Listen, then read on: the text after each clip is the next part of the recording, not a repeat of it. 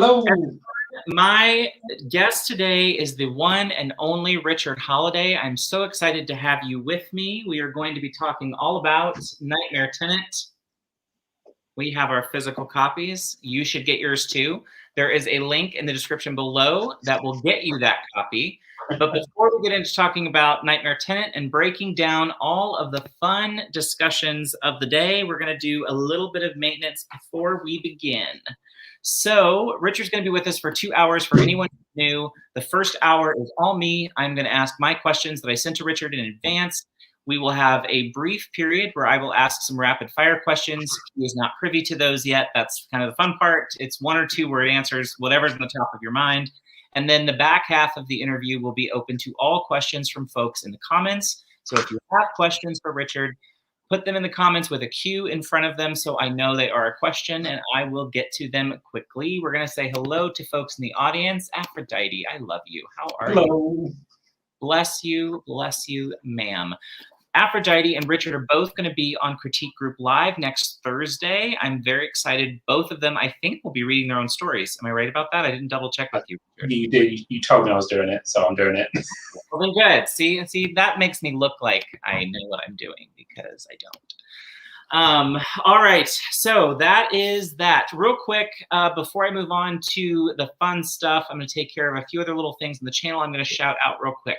So I am doing a couple of things I wanted to talk about. The 26th of June is an event that Charlie Dorset is doing called Pride and Prejudice. It's a Pride event.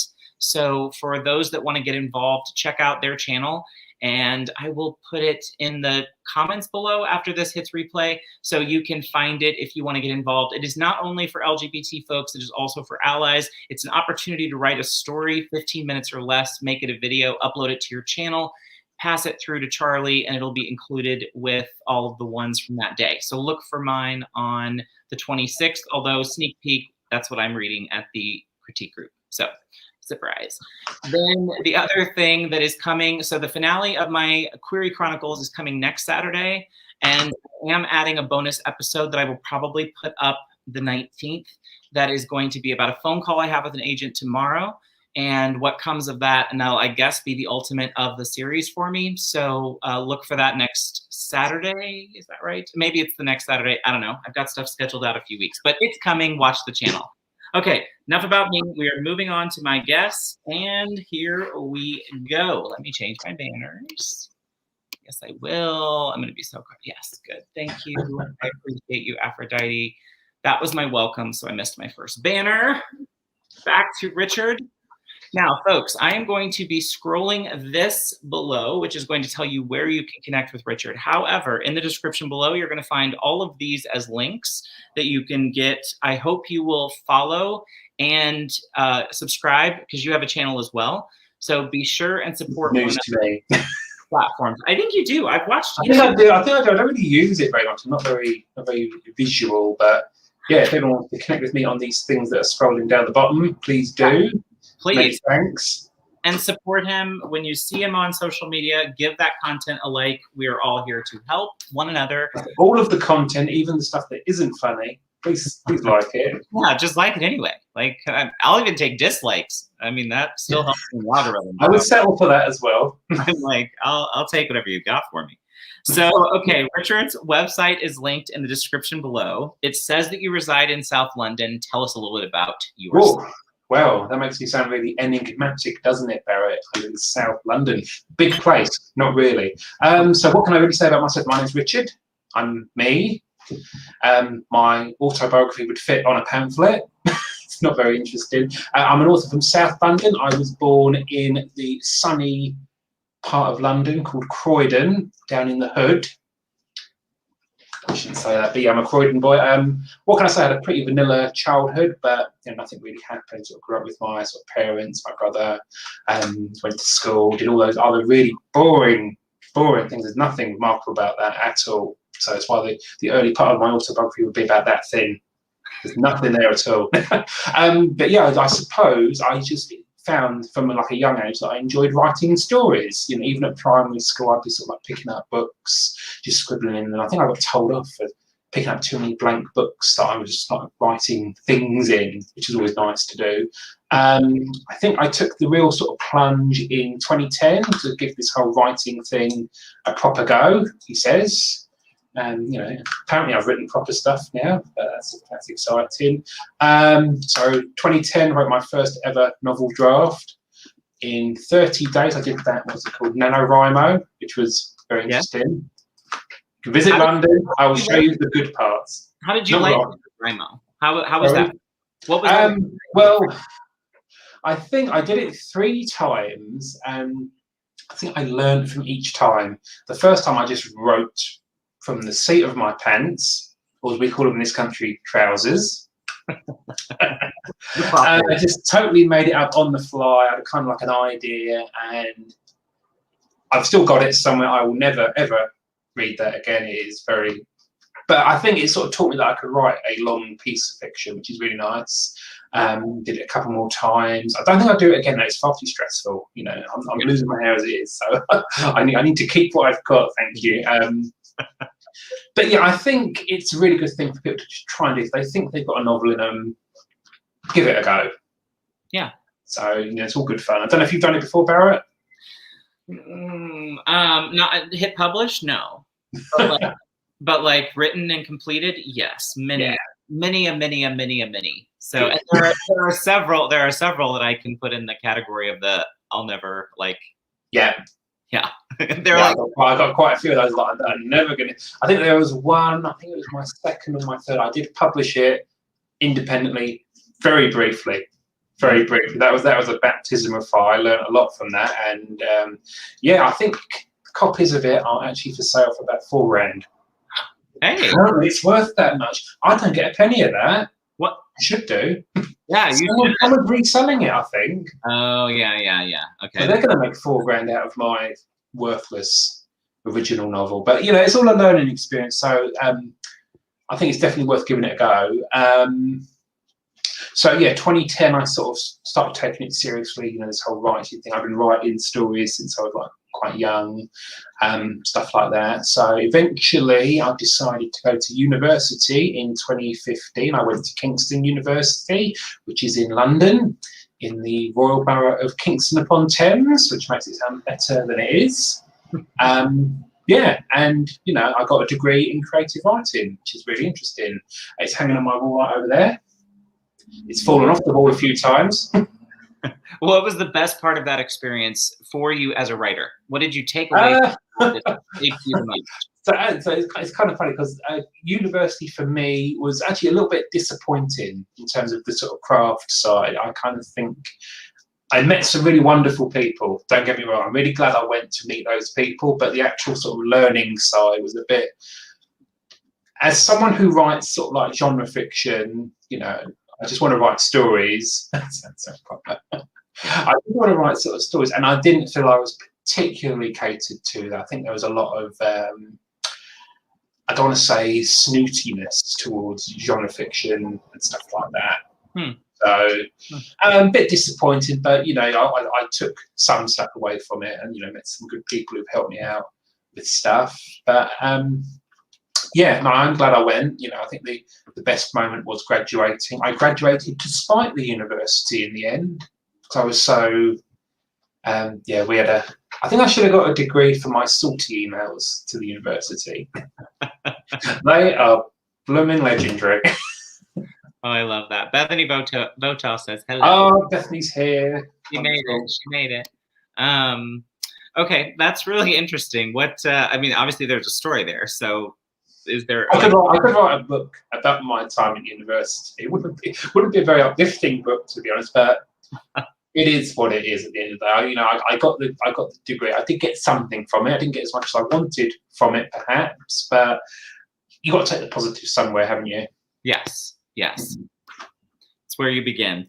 All right. What event in your life has inspired you the most? Oh. And why? Next on the list. Oh, which event? So to think of one event in my life, because I had a very uneventful childhood. I didn't do anything outrageous, to my knowledge. Did I? You know, I did edit my high school's Wikipedia page. That got me in a bit of hot water. That would be too much power for me as a teenager. Sorry? That would have been way too much power for me as a teenager. Oh, yeah, I mean, I wouldn't say boot reviews, but I somehow decided to write make some quite amusing edits, and it spread like wildfire, but, you know, you learn from those things. I suppose writing-wise, or sort of books-wise, if we're sort of focusing on that, my earliest sort of memory of books was being bought the second Harry Potter book in 1998. The first one was out of stock. My nan bought it for me when I was down on holiday in the South Coast. And that was, I suppose, it. You know, that really sort of, you know, got me from there. And, you know, it says quite a lot about that book that I could actually sort of, you know, figure it out at age of 8. From the second book onwards. I did read the first one as well eventually. In terms of writing and sort of stories, I remember from a very young age, when I was about sort of 6 or something, my dad used to sort of come in and, you know, tell stories to me and my brother. And, you know, you kind of just get the story bug from that, don't you? Yeah. Yes, I do. I think it comes from at least families that have a storyteller in them somewhere that you kind of connect with and go. Yeah, and plus there was also sort of interactive side, so would obviously, you know, contribute to the story Dad was telling, stuff like that. It was really nice, you know. And yeah, part of me wants to think I could remember those stories, but unfortunately, you know, I'm getting old, Barrett. I'm 31. Oh my! I'm over the hill. All of that. Holy cow! Okay, well, boy, I'm downright ancient at 38. Okay, what would surprise a reader to learn about? For your personal question. What would surprise a reader to learn about me? Oh, Victoria's here. It's a good question, really.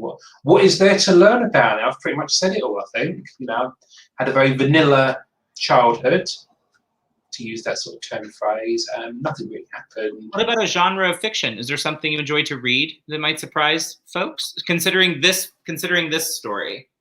I'm actually quite new to horror, funnily enough. Really? I started off, you know, with this sort of classic guy, oh, I'm going to write science fiction. Yep. Started off with this big sort of, you know, grandiose, going into space, all this sort of thing happening. And then I decided to write some horror. I started reading some horror from an author of, good favourite author of mine is James Herbert. Yep. The British Stephen King. He is such a fantastic writer and a big inspiration to me. Yeah. His style, you know, just he tells it as it is, and I just really appreciate that in my own sort of work. So, yeah, he got me into horror, and then of course I started writing a little bit of my own. Yeah. And the thing is, I don't find any of it scary. I don't sort of like go to bed thinking I'm not going to sleep at night. Right. But there's some really memorable stuff that sort of, you know, comes to the front of your mind. Yes, for sure. That's a question I was going to ask you a little later for craft, but I'm going to ask it now because you just kind of brought it up in a backwards way. But you said horror, and I'm curious. So I thought there were lots of elements of like suspense and maybe even like thriller, like psychological thriller, even in the figuring out who's, at least for definitely Act 1 and a good chunk of Act 2.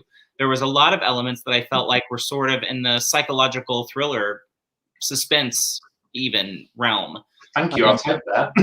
Well, so how do you differentiate, or, you know what I mean, like for you, what's the line there? I don't really see a sort of line. I think horror is more than just sort of body horror and scares and gore. I think you've got to have a reason behind it, which is what makes it really scary. So in this, I thought, what if I can make something that is quite mundane, quite, you know, ordinary, that everyone might know about, make that scary.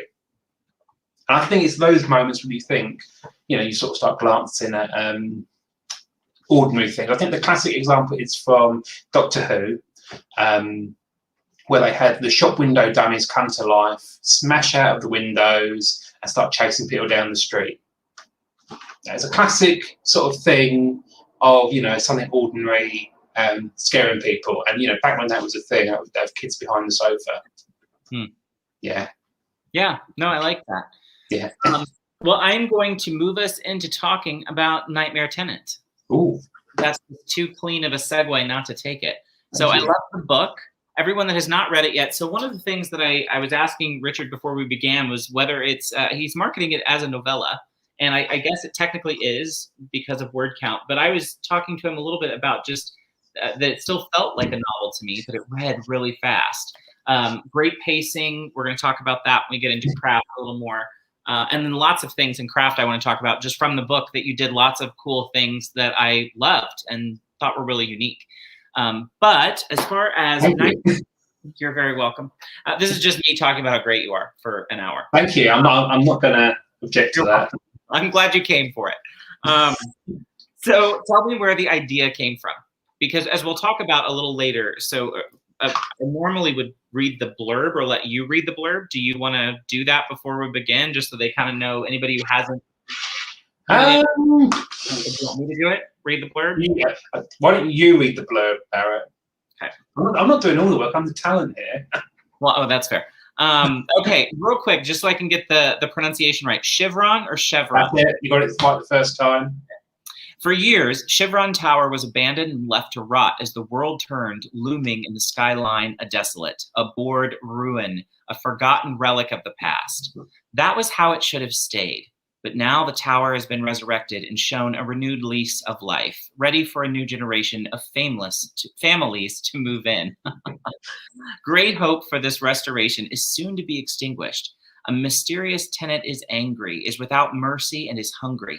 It feeds on suffering, making things go bump in the night. It brings more victims to its lair. The warnings it gives turn to torment it revels in. Joel Barton and his family find they are trapped, with the last remaining residents, good and bad, as they realize escape means confronting a nightmare tenant. Bum, bum, bum, bum. Great copy, by the way. Who wrote that? Did you write that yourself? Sorry? Did you write all that yourself? I did. I had a lot of help from people. Right. Well, sanity check it, make sure it actually made sense. Blurb writing is really difficult. Yeah. Oh, agreed. Bethany, I'm not having it now. Get out. Wait, what's wrong with pizza? It's because she's alluding to my predilection for pineapple on pizza. Oh, I love pineapple on pizza. Is she against Oh it? my God, she's wrong then. She can get out. Oh, yeah, no. I love pineapple, pepperoni, and jalapeno is my pizza order, just if anyone wants to know for the future. Ham, pineapple, tuna. Oh, tuna. Okay, that's different. Lady K said definitely grabs my attention. It's a great, it's a great story. But one of the things about the story, now that you kind of know the blurb, is that the tower itself is a character. Like, it is. The building itself is a character. So that is really fascinating. So where did the idea come from? And especially the idea to make the inanimate object part of the story? I think it comes from a sort of, basically in the UK at least, tower blocks are always seen as undesirable, quite sort of desolate, quite sort of decrepit, stuff like that. So I thought this tower block could be a character of its own. It's been there so long, it's like haunted with its own kind of like influence in a way. So that's kind of where I got that from. I just thought some dirty old tower block that's been quickly and cheaply put right to make some money, it's going to be affronted by that being done to it. Oh, yeah. It has a purpose. It stands for something, and to have it sort of like wiped away for someone to make money out of. I just find the idea of a building being affronted by what has been done to it as time has gone on. So that's kind of where the character of the tower comes in. And I think in this book, it does play a big part. Definitely. And I think, as a reader, so I'll tell you what this made me think of. When I first moved to St. Louis, I lived downtown in what was the garment district. And it used to be in the 1800s, like factories that were brick 7 to 10-story factories downtown that essentially all got transferred into lofts. So that's when I moved in after everything had been fixed up and gentrified, all of that. And so many creepy and weird things happened to, like our building burned. The building we were in, for example, burned before labor laws, and a bunch of people died in it.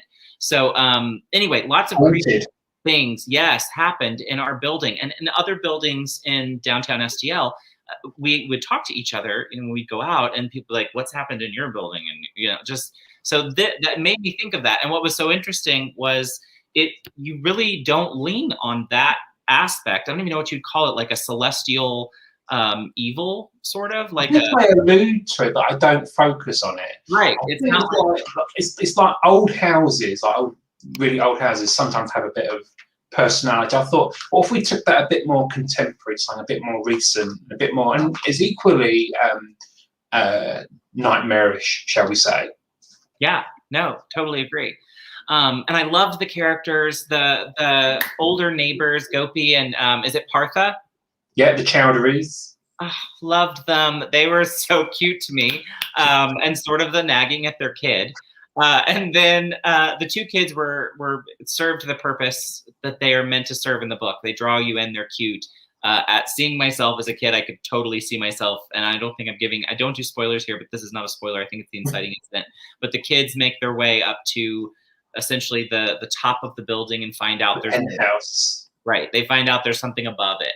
And I think, again, that's a great, like, when I was reading it, I was going, I could like see myself doing, like, I could be that kid. I would be that kid. I would be like, wait, there's something there. Let's go find it. And I kind of think having the sort of, not to spoil it, the monster in the penthouse on the roof, it's kind of like a subversion of the usual. It's in the basement. Yes. Underneath. Yeah. No, I love that idea. So yeah, that was brilliant. So, okay, I loved your style with laying out the prologue. Then you did this really cool thing throughout where I have to say the prologue was complimented by my good friend Chris Kenny. He said it was the best thing of mine he's ever read. Listen, it was absolutely lovely. I am interested to know, was it always there, or did it come later after chapter 1? It was the first thing I wrote. I had the idea for that scene, that sort of prelude to what happened. That was the first bit I wrote. Interesting. So really the story came pretty fully formed. Like, yeah. I mean, there are bits that got chopped out, but that didn't. That got kept. I was very proud of that bit. Oh yeah, you should be. Very, very interesting. So something that caught my attention that I really liked was the way that you laid out the acts within the book. Mm-hmm. Like, as a writer, that was really interesting to me, because like as I was going, I was like, oh wow, he's really hitting his beats, and he's actually like giving me the cheat sheet of his beat. Like I know we're breaking into Act 2. I love that. What made you decide to? That was a choice you made. That was a choice I made. I thought I didn't have to put the actual acts in. They initially existed as like sort of like for me only. Yeah. And I actually did use a cheat sheet for this, a beat sheet. Oh, did you? My first time using a beat sheet. Funny story. I actually downloaded a horror beat sheet just to kind of get an idea of it. Turns out it was a beat sheet for a whole novel. So I'd created and formulated enough. This was originally going to be a short story of about 12,000 words. Whoops. Wow. Once I get started, I just can't shut up. There's a lot of good story there for that to be that few amount of words. Mm-hmm. I thought I couldn't compress it into 12,000 words. So I just let it go. I let it sort of mutate and evolve into an actual book, yeah, which I'm really proud of. So yeah, the acts did sort of like exist for me internally as like a sort of structure that I went with to start with, and then I thought, you know what, I'll keep them in, just sort of, and I thought the names of the acts were quite good as well. I thought it was brilliant. I really did. And I wondered if it was that something you learned at university to write it that way, or is that just your own style? That's kind of like, I'd say that's 90% my sort of like innate storytelling style. I mean, I'm always learning new sort of, ways of making this better each time, because I think if you don't learn from everything you write, you're doing it wrong. Right. You really need to, every day needs to be a school day when you're doing this. If you think, oh, I know everything already, then it's going to reflect in your work, and it's just going to be a bad read. Yeah. And no one's going to like working with you, like, as a no one likes working with me as it is. Yeah. Well, okay. If you ask these guys in the Discord, they are fed up with me. Well, so this goes into my next question. I loved your cast, as we've kind of alluded to. There were some characters that I especially loved, but without giving anything away, because I don't think we can talk about their relationship without giving away something that's important to the story. But the Crystal character and TJ character. So were they always there? Like, was that part of the story always there? Because I can see how you need it to move the plot later. Yeah. Or was that something that was added when you were That fleshing? was actually one of the plans. So my sort of plan initially for the whole outline, which is actually quite longer than this, was to have lots more of the undesirable tenants in the building. It started off all sort of, very nice people, well-to-do, quite nice. Then they start packing it full of all the troublemakers. And I was going to have a lot more, each tenant you get introduced to is worse than the others. Like they all do a worse sort of social ill than the one you've met previously. So that they were always in there. Yeah. I mean, there were some you didn't meet in here that had to be cut, but that's fine. Did you? Okay. Were they more? Would they have been fleshing out more of that whole each tenant is building on the last? I think if this was a full novel, they would have been in it. And they would have really kind of, just made the sort of scene more rich, if that makes sense. Yeah.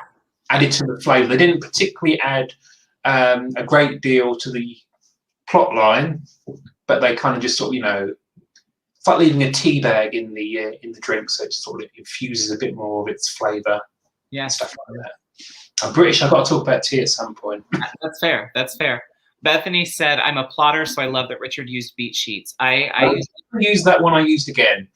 Really good. Did you like it? Did you like using a beat sheet? Yeah, I do. I swear by them. I'm a big fan. It took a lot of the sort of heavy lifting off from the planning process. Yeah, agreed. Okay, so we've talked a little bit about the cast. Was there any particular cast member that is inspired by someone from your real life? Or no? I can't say that there are any real life people in there. I kind of thought that some of the more undesirable tenants in the tale were drawn on almost like stereotypes and archetypes of antisocial behaviour and other sort of ne'er-do-wells. I don't want to think it's a bad thing to say that some of these really horrible tenants were inspired by the Jeremy Kyle generation or the Jerry Springer sort of thing. Yeah. The sort of, for want of a better word, the sort of trash that ends up on there. Yeah. Yeah. Lady K says, "I'm too chaotic to plot. I have to pants it for it to come alive." That is a good point. I would say you don't have to do a huge outline. You can just literally have bullet points, and then the story goes where the story goes. Yeah. It's sort of like a compass. It just points you in the right direction. Agreed. Lady, if you ever come on and read on the live critique group, you're going to see when I send you the outline, my outlines for these interviews and live streams, any of them are basically what my book outlines look like, just what Richard said. It's bullet point. It's headings and bullet points. And then I go in and it falls out. Or it doesn't, and then I'm a crazy person and not fun to live with. Okay. So the pacing was phenomenal. So what is a tip that you'd give and let me just kind of explain, because folks haven't read it yet. What I loved about your pacing was that you set up the story in such a way that your early chapters are a little meatier, and they're the lighter chapters as far as like content wise. There's not there's the dark stuff isn't really happening yet when they're meatier chapters. And then as stuff kind of starts to go sideways for lots of different characters, suddenly the chapters got really much more abridged and quick. And we moved from story to story to story to story until we get into that third act where, again, things start to kind of slow down and you're kind of given a moment to okay, process all the 8 things he just threw at you in that last little 1,000-word. You're welcome. Drop and process it. Right. But so that pacing is really interesting. It's an interesting style and a choice. So it's obviously your own, and it comes from a place to move the story forward. So were those originally longer chapters that you made shorter, or is that exactly the way you write? I don't think they were originally longer. I just kind of thought this is what needs to happen in this bit. So I think that all comes down to the plan. So they're all on a spreadsheet of, this is this scene and this happens. This happens. Group some of them together. It just kind of worked out as a chapter. But yeah, that third act, which I thought was the toughest bit to write, actually, it kind of takes on. I don't want to be this isn't going to be a spoiler. It kind of takes on a disaster movie kind of vibe. Yes. Which I dig a big deal. I like that a lot. Did you really? Because it did remind me, there was a movie with The Rock a couple of years ago where there's an earthquake and then I'll tell that one. I was thinking The Tower and Inferno. Well, I did think of that one, but it made me think of that sort of like level of like, how much worse could this get? And then something would happen, and I'd be like, oh, wait a minute.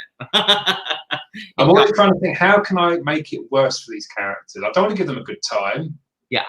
Oh, listen, don't let any readers be fooled. Your heart will be ripped out the chapter before the last one, and you'll go, oh, okay. So stick around for it. It is so worth it when you get to it.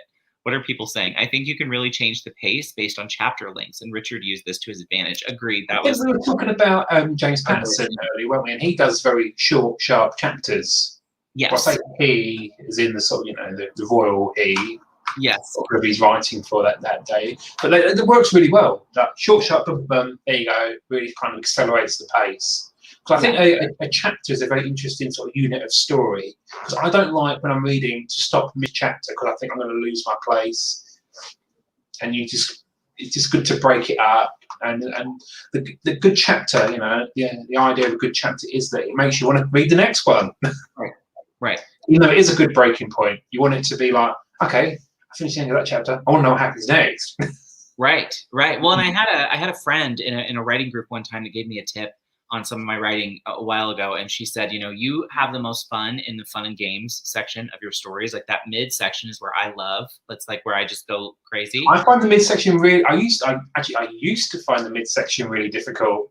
So I kept thinking, got my beginning, got my end. What do I do in the middle? But now you're right. It's the fun and games.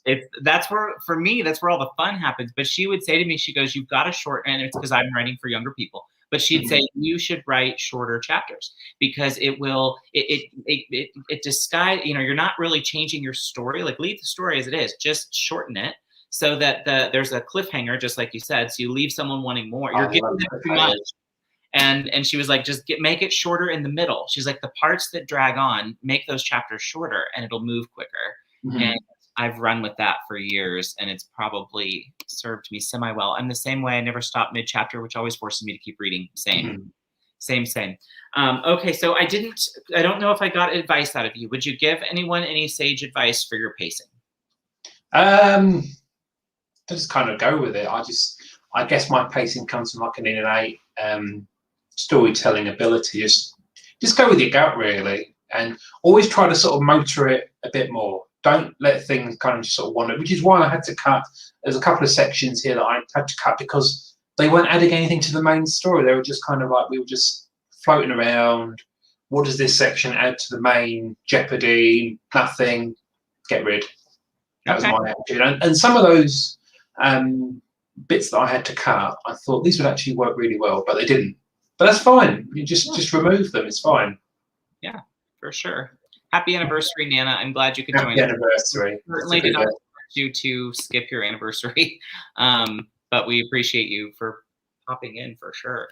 I think that's solid advice, though. I mean, I think, I guess if I asked myself that lame question, my response would have been to myself, follow the rhythm of your story. I think what I would add to that is the beat sheet really helped, but also get to know the formula of your story. Because all stories have formula. Formula is not to be feared. If you can master the formula, this is what Ken Sean taught me through many chats. He's been banging the drum for quite a while. Is that all stories have formula. You need to master that formula before you can start breaking the rules. Yes. And don't be scared of formula, because things happen at beginning, middle, and end. 100%. And if you're scared of it and you're looking for something that's easy to digest on this topic, this is never far from me. I have got a copy of that somewhere. Get this book for the beat sheets. I use it for the beat sheets. But what's great about it is I switched, and I'm not writing a straight fantasy this time. I'm writing a different kind of story, so I wasn't familiar with the beat sheets. However, because I had this, I had a great guide of where I was headed and what was supposed to be happening. I'm still kind of experimenting with the beat sheets. I think it can be easy to think, I can't find the exact beat sheet online for this particular story. Where do I go? Which is where a book like Save the Cat, I think I need to do some more research into it, can really help. But don't be worried if you can't. Just kind of wing it a little bit. If you've read a lot of stories, you'll kind of know the beats, even if you don't know their beats. Agreed. And your CP partners should save you. Mm-hmm. So, you know what I mean? People that love you, that are writers, will save you from yourself. They will. I have loads and loads of people that would attest to that. All right, folks. Well, I'm not going too much deeper into Nightmare Tenant for fear of spoilers, but I'm going to tell you a couple of book.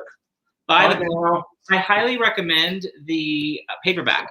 I was telling Richard when we got on, the quality's so great, and I got in here and hit this once to really read for pleasure, and then once to look for certain things we were going to talk about in craft. You did it twice. Well done. I thank you. And it's my spine and everything's held up pretty well. You know what I'm saying? So great quality. Get yourself one for your bookshelf. You're going to be pleased with it. I will say I make less on the paperback, but Oh, do you really? Oh my gosh. Okay. Never mind. Buy the paperback. I'm fine with it. Buy both. Quit being cheap. Buy both. Yeah, buy both. Yeah. Okay. All right. Moving on before I get myself in trouble. Richard, let's talk about your other works. Oh, God. Are you ready? My other earlier abominations. No. Okay, tell us everything we need to know about The Landlady. In this. Yes. See, I got a little copy of it. So basically, The Landlady is a piece I wrote for my university final project, my dissertation, when I was at Kingston. And it was inspired by this guy, James Herbert. So I wrote it in his style, and then I kind of, did my own thing with it. It was my first proper horror story, really. And have you read it, Barrett? I have not. You need to read this. I will. No, you don't have to read it. You can if you want. But No, it's really good. I'm really proud of it because my first kind of go at the old haunted house kind of tropes. So I went full on with that. Love it. It was fun. I had lots of fun writing that because I think the project I initially was going to do was going to be like a prequel to another book I'd written. I wasn't really feeling it, so I thought, you know what? Why don't I try something new? And I was really pleased I wrote it. And I'd see it as a wonderful sort of homage to my favourite author. See, I've even got the covers. It looks so close. Yeah, that's brilliant. All me, that was. That's brilliant. So yeah, no, really proud of it. I made the paperback as a one-off for a friend of mine, posted a picture on Facebook, and naturally, where can I buy that? I was like, then I'll make it available. And yeah, no, I got a really nice reception. I think I ended up buying more copies to give away than people actually bought. But that's okay. It was just nice. And it was the first time I'd actually signed books for people. It was just so nice. So that's what really saying. She says, I make more on ebooks, but I prefer sales of the paperback because it makes me smile knowing folks are holding the books in their hands. I 100% agree with that. I think the paperback is something I'm really, really proud of. In the ebook, again, I make more money on the ebook, but the idea that people are holding my words as a physical product is just lovely. They're good words. People go buy them. It smells nice too. It does. It does. Thank you, Amazon. So now oranges and lemons, which brings me to your YouTube channel where folks can listen to this one. They can listen to it if they are so wanting to. So this is a alternate history thriller that I wrote in 2013, so a long time ago, back when I was, a wee nipper, as we say. But yeah, it sort of like puts a rural farmer up against a big corrupt chemical corporation. It's I don't know where I got the idea from, I just can't remember, but I was really pleased with it. And yeah, the audiobook is available on YouTube for free, read by my friend Elliot Sands. We did like a professional grade job on it. I listened, it sounds phenomenal. Have you listened to the whole thing? No, I listened to 2 episodes. That's good. It's good. I need to have a little more time. I will dedicate more time. I need to find a way of putting it on like Spotify or like a download platform, because I think YouTube is not really made for that. But yeah, no, really pleased that it's out there. I'm really pleased with the audio book. I've not really done audio books before, but we did a really good job. It was me and a couple of friends. I don't want to say we grew it together, but you find the right people to do it, and it came out really well. Agreed. This is a cool, you might walk into someone's house one day and see your book on their bookshelf. I have got 2 of Ben's books on my shelf. Really good. Well, Benjamin, hey, anybody out there, by the way, I always throw this out and I forgot to say at the beginning, if you have a book coming out or something you want to promote, drop it in the comments and I will pop it up on the screen. And This has just come out. Wonderful. Chris Kinney. Congratulations, Chris Kinney. He's done a wonderful job with that. I would highly recommend that. Is it sci-fi? Obviously, I'm guessing. It's kind of like a sort of sci-fi sort of time travel thing, but he's done a really good job with it. I love sci-fi. I can't write it. I wouldn't try to write it, but I love it. I love to read it. I kind of like sci-fi that stays on planet Earth in a way. I'm not too fussed about spaceships and stuff like that. Oh, okay. I kind of like to keep it grounded. I think the best sci-fi is stuff that takes present day stuff and kind of just takes it to the next level. Yeah. Yeah, to like an extreme level, which is really good. You can recognise those things in it. But saying that, I do read stuff like the Expanse books. They're really good.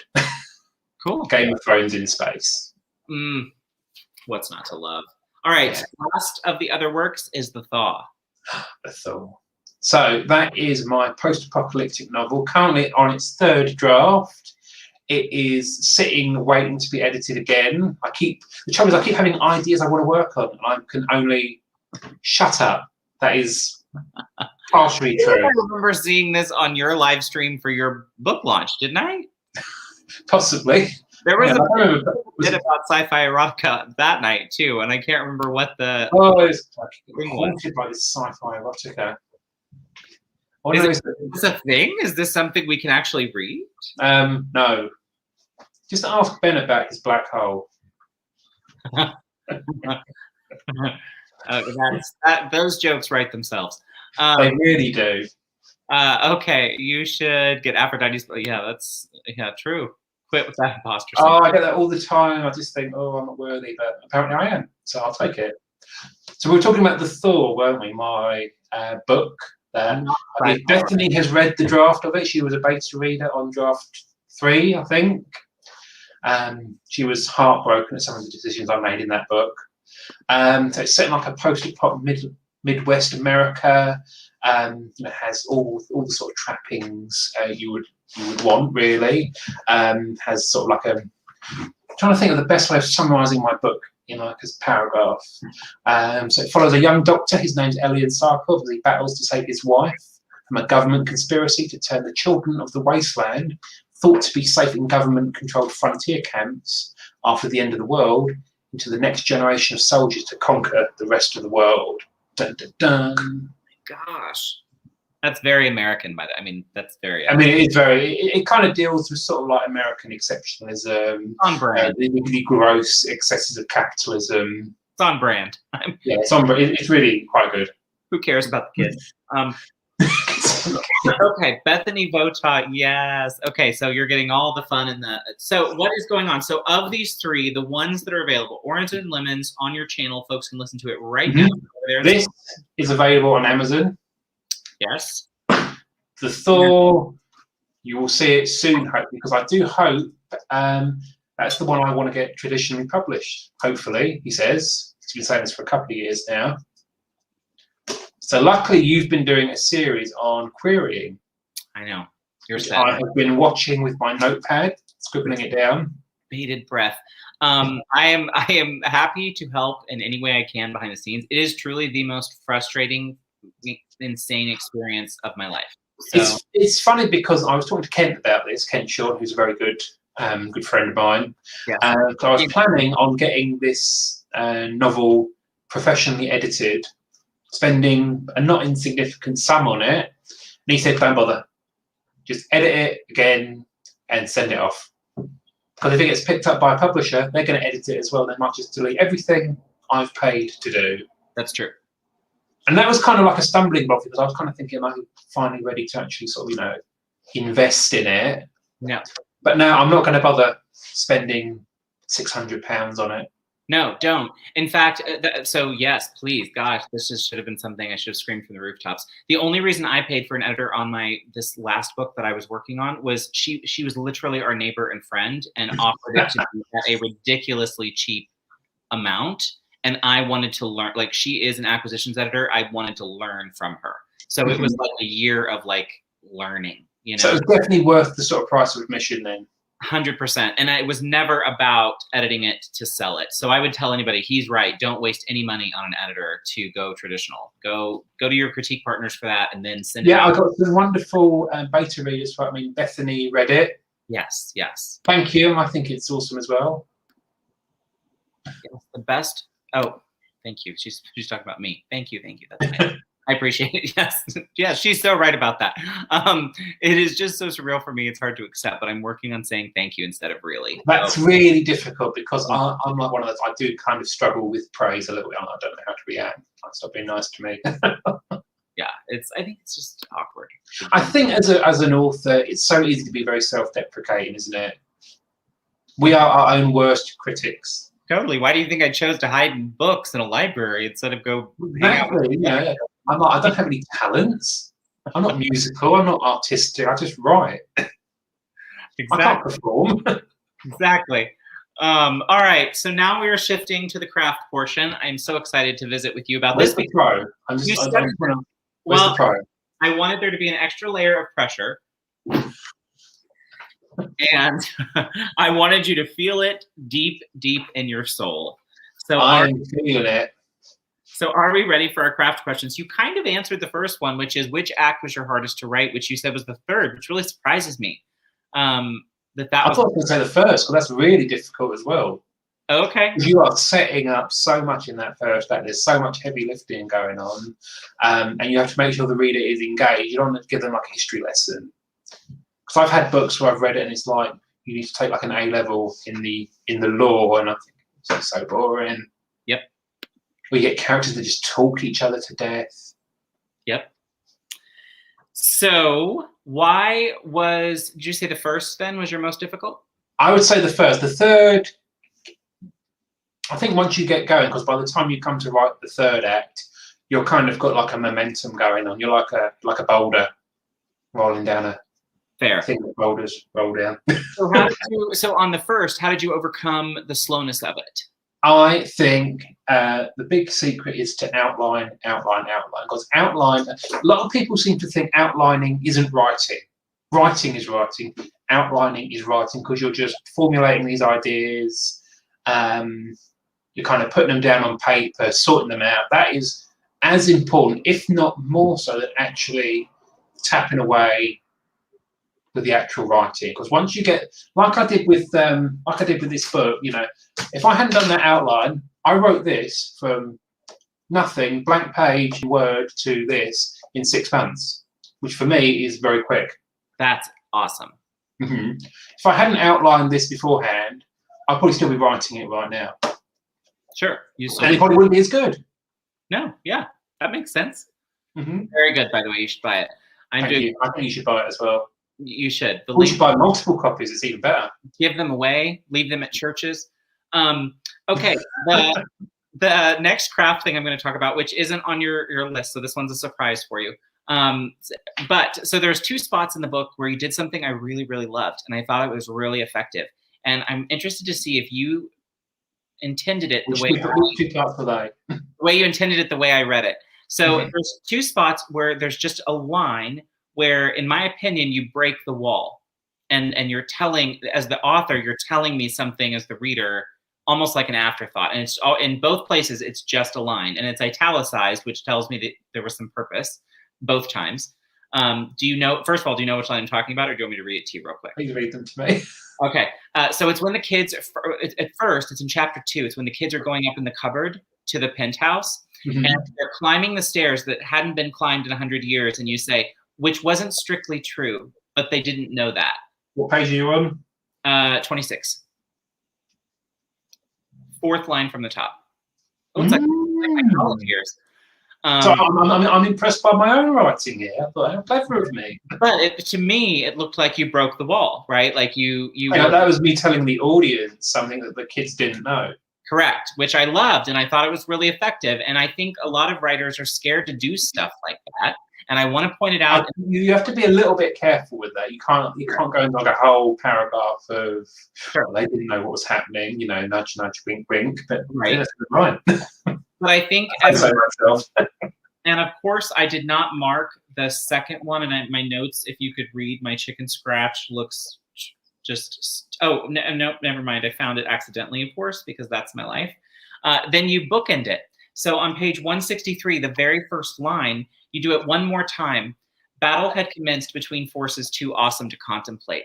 once again, you're telling me you're telling. Oh, yeah, and I quite like that one as well. I love it. They were both really effective, and it was a great way of breaking the wall. And again, the author's talking directly to the reader, which I adds. like the idea of it's building like an atmosphere in the reader's mind. Yes, that's what I'm doing. Okay, so were those intentional? And when you okay. Okay, well, I assumed, because again, this is about being italicized, so No, I try not to rely too much on the italics being like the sort of, you know, like the narrator talking to the reader. I try less is more with that, because that's a bit of a cheap tactic otherwise. No, totally. But it was so well done here, and like I said, it bookended really well, because that line in chapter 2 is right at the end of Act 1, or we're getting to the end of Act 1. And it's bookended with at the beginning of Act 3. We have that was not intentional moment, but you know what I'm saying. So that's kind of an interesting way to kind of wink, wink, nod, nod to the reader, and it worked really well. It wasn't that intentional, wasn't it? I didn't think, oh, it's the end of Act 1. Better, you know, give them a nudge now. It just seemed like an appropriate line to put in at that time. Yeah. Oh, it's brilliant. Both places, I thought it was really well done. Thank you. You're saying so many nice things about me. Yes, you're welcome. Is that something that you could see yourself doing in other stories, or was it just as this one flowed where you? Oh no, that's like my voice, my writing voice. I would do that a lot. Love that. I did it in any project. I would do like a little, because I think that's quite a powerful tool to use. But I think if you overuse it, it loses its effectiveness quite rapidly. Yes, agreed. Okay, tell us about your process for developing the multi-dimensional characters. See, what multi-dimensional characters? Because I struggle with characterization. I think that's the weakest part of my writing. I'm trying to do better, because a lot of my characters in a lot of my sort of work, they exist to have the plot happen to them.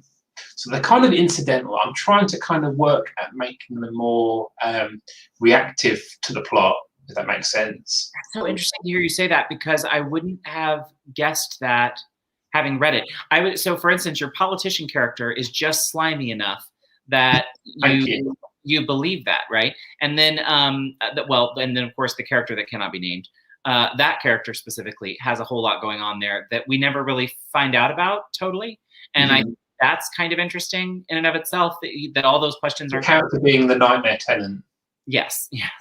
And we don't ever quite find out why, which I think is kind of, or you know, I leave a mystery there, don't I? Yes, and I think that's great. I think that's really effective. So either those things worked accidentally in your favor to come across as like you would layer the characters. I am trying to kind of be better at my characters and building them into events and having them less kind of like be sort of like, you know, things happen. Because I think when you're writing like a sort of like a disaster thriller, external things are happening. These characters have to react to these things. It's nice and nice to have characters that cause events. So yes, it gets this event. One course of action is one way, one course of action is another. It's interesting that you say about the politician character. I think he was another one of the obvious villains. There was the other one, the developer, right, who one of my reviewers said was their favourite. Oh, really? I thought well, I don't know. I have a political family and worked in politics, so maybe that's why that one was special to me. He was like a bit of a caricature of a slimy political character. Yep. Yeah. But you never quite know if you're getting the truth, even when you think they're. But does he get his just desserts? Who's to say? If you read this book, you'd find out. You should read it. It's worth it. Get it. Read it. Okay. Next question: what genre do you love, and do not say sci-fi erotica, but that you would not write in? I was going to say erotica. No. Oh well. No, that is a totally different kettle of fish. I'd love to write more sort of thrillers that don't have the sci-fi or horror sort of twist, that are just sort of like straight thrillers. Okay. I kind of feel like in a way the sort of horror or sci-fi and then sort of paranormal is a bit of a crutch in a way. You kind of end up relying on it. These sort of, you know, straight thrillers are more sort of characterful. That's what I'm working to improve on. Like, you know, stuff like the Jack Reacher books. They are. Yeah. I really like them, They are. I describe them as my literary packet of crisps. Oh, okay. You enjoy them, you move on, and you know exactly what you're going to get. Yeah, yeah. The formulaic is a thing. Okay, a lot of people. They are formulaic, but they're enjoyable. You know exactly what you're going to get with them. They do exactly what they say on the tin. Right. Yeah. Well, and the thing is the readers expect it, right? If I'm that's what you're in for.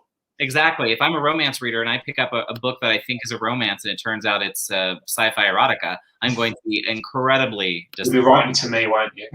I will be. I'll be going, I'm sorry. Exactly. It's more of a general guideline, a roadmap, major stops along the way. Oh, thank you. That's sweet. An outline, just a roadmap, just a guide to keep you on track. Yes. Slimy politicians are always fun to write about. Agreed. He was very fun to write because he was a git. Oh yeah. I mean, come on. I've worked for a dozen of him. Okay, let's talk about the difference between science fiction and speculative fiction. So, what do you like for you? What's the difference there? That's a good question because I hadn't heard of the term speculative fiction very much until I got your email. I was like, oh, I think from what I understand, speculative fiction is a bit like genre fiction. It kind of relies on there's some basis on reality with some fictional, fantastical elements. So yeah, I kind of see sci-fi, horror, fantasy, stuff like that. Even sort of like your romance and stuff like that is all sort of like, flavors of that, so to speak. It's where they bleed. I am unashamedly a proponent of genre fiction. I think genre fiction is wonderful. Same. Right. Because the trouble with university was a lot of my lecturers, they were literally staring down their nose at the people who wanted to write genre fiction. I remember I was in a lecture and they were talking about J.K. Rowling and Dan Brown got described as terrible writers who sell well, which may or may not be true. I at least disagree with Miss Rowling. Whether I agree with her belief systems are a different deal, but I do think she can spin a tale. I have to say, I reread the first 3 Harry Potter books fairly recently. I read them all in an afternoon each, and I was surprised at how modern and mature they were. I thought, agreed. You know what, these are really, really good. Agreed. Then they start turning into like bricks. Yeah. When they get longer, I have to commit more time, and I'm not sure I'm with for that. Quick plug for Critique Week Live. Yes, we are doing Critique. I'm coming too. We'll be there. Speculative fiction. It might be fiction. It might not be. We can only speculate. I think the thing I struggle with is what is literary fiction apart from pompous. To me, literary fiction is just people who are snobby. So I don't have that. And that's what my creative writing course is more interested in, is the purity of the art. I thought, I don't know, not for me. It didn't. No, just like no, not interested. No. What is creative non-fiction? I still don't understand what that is. Yeah, that doesn't even make sense to me. I think I was like falling asleep in that lecture. So tell me this, for someone that doesn't write in your genre, so I don't do reveals a lot, or well, I don't know. In fantasy, there aren't the same kind of reveals like there was in this story, for example. So when you have to build up to them, don't you? You kind of allude to them. It's kind of like if you think about it like a movie or a film, you kind of have these little shots of like the monster's feet, or like a can falling over. I think the classic one is Alien. Yes. The alien's coming down, going to eat. You see the cat freaking out. What's going on? And then boom, you see the alien. Literature. Yeah. I'm very poncy like that. No, I agree. So sorry, I got lost in that comment, but I should have stayed focused. We were talking about reveals. Yes, and thank you. And so is the answer to my question a reverse engineering one where you know where you're headed? I think you need to know what you want to end with, then you kind of sort of hint at it, and then you kind of build up that suspense, build up that tension, and then when you finally do it, it's very satisfying, very, you know, gratifying. Because I think if you don't do those reveals, it just feels like you're surprised, here's this monster. Right. You need to do those little hints, little, you know, hinting, you know, bits of, you know, a little bit of thread for the reader to kind of like pull on, and then there you go. And then, oops, it's not that. Yeah. What sorts of stories, projects, and content can we expect from you in the new year? I have made a list. We say in a new year, I mean this year. So I'm currently working on the prequel to Nightmare Tenant. Yes. That excites me. It is going to be called Foundations. It is set in the 1970s. It's going to be a bit shorter than this, but not much. And it is going to be free if you subscribe to my newsletter. Oh, amazing. So you're doing it as a reader magnet. Great idea. So, yes. And the link is in the description below for how you can subscribe to his newsletter. It's a good one. Be sure and check it out. I do know. Thank you. I mean, I had hoped to have that out for this most recent newsletter, but yeah, I'm letting it cook a little bit more. Okay. I was supposed to start my newsletter in January. So have you still not done it? I've yet to write one yet. So it's so fun. I like writing a newsletter. I have decided I need a team of people to help me keep this shit show on the rails. Okay. Where? Yeah, I know. Oh, thank Christ. Oh, bless it. Are you ready for my favorite part, Richard? I did have more things I'm working on. Oh, please keep going. I'm sorry. Okay, so we got hung up on Foundations, which is going to be the prequel to Nightmare Tenant, which may answer some of the questions you get reading this. Really? It is going to be a little bit of an origin story. That's cool. Mm-hmm. So stay tuned for that at the end of the month. I'm also working on a murder mystery psychological thriller set in and around a supermarket called Every Little Hell. But if that does get me in legal trouble, I'm going to call it Shelf Life. I'm also working on an adventure thriller based on my critique group piece, which is The First Meal When You Wake in Heaven. That has graduated into full book status. It's going to be a full book. I can't wait. Just based on that piece I sent you, which was like the first draft, I thought there's legs in this. Yeah, that was my what Bex and I called the Lost story.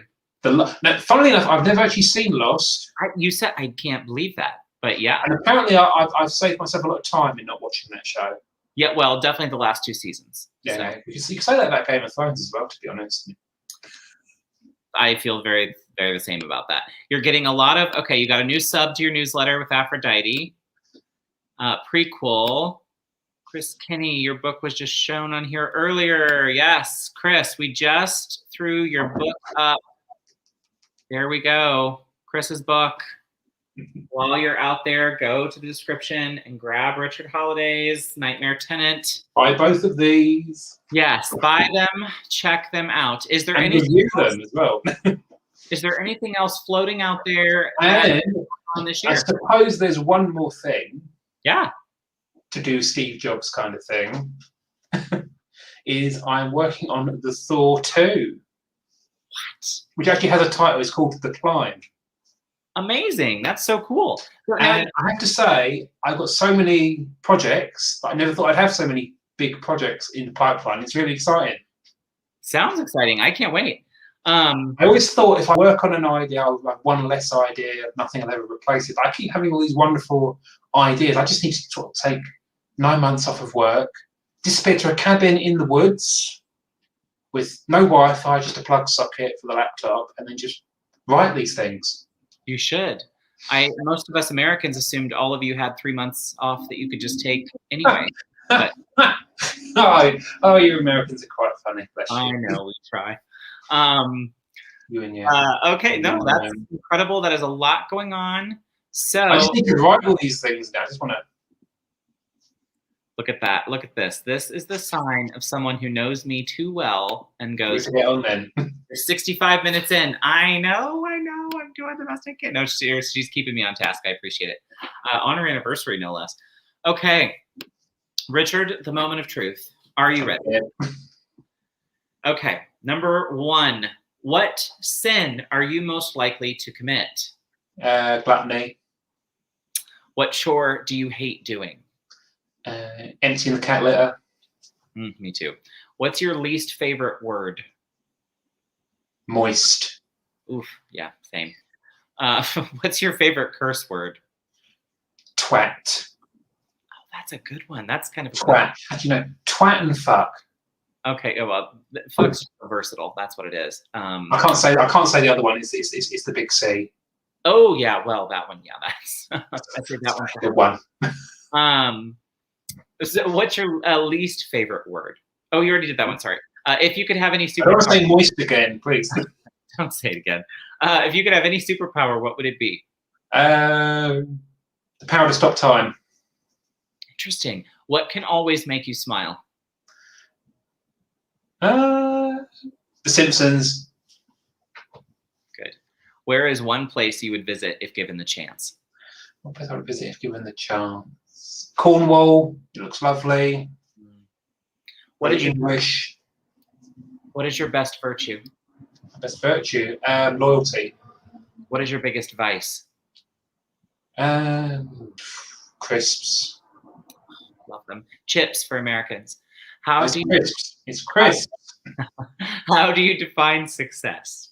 Contentment. That's a good answer. / money. That's fair. Who doesn't? I love all those things. The Virgo in you must be on pins and needles. That's true. Sweeping, teleportation, Orlando Bloom, Greece. I wonder what the Orlando Bloom was the answer to, out of curiosity. And Pepsi. What? Whoa. Orlando Bloom have been the Pepsi. answer. Yeah, I know. It's got to be Coke. None of this Pepsi stuff. Joan Crawford moment, if I've ever seen one. Okay, you've got a lot of questions here in chat. Wonderful. Friends, we are moving to chat time where I'm asking all of your questions. So if it's got a Q in front of it, it is about to go up on the screen. And here is your first. What character did you have the best time writing their voice and character? In Nightmare Tenant, I have to say, I think it was, in a way, the Nightmare Tenant, obviously. He was good fun to write. I think the one who had the most voice was the property developer, because he had a certain kind of... You wanted to see bad things happen to him, didn't you? Yep, you sure did. Whether they did, you'll find out in this book. By the book. What is your biggest peeve of the process? What part aggravated you, if any? I think editing. I just wanted to get it done. It's just trying to get the words out of here onto computer. If I could sort of think my way into writing, I could do that. Interesting. What took you the longest to write? I think it was the third act, the sort of bridging the second act into the third. That took me a couple of tries. I had to come back to that. I still don't think I got it 100% right. So you rewrote that section a couple times? I just kind of thought, how can I get from point A to point B in a satisfactory, not fudging it manner? And I kind of feel like I didn't quite get there 100%. Well, I think you nailed it. Thank you.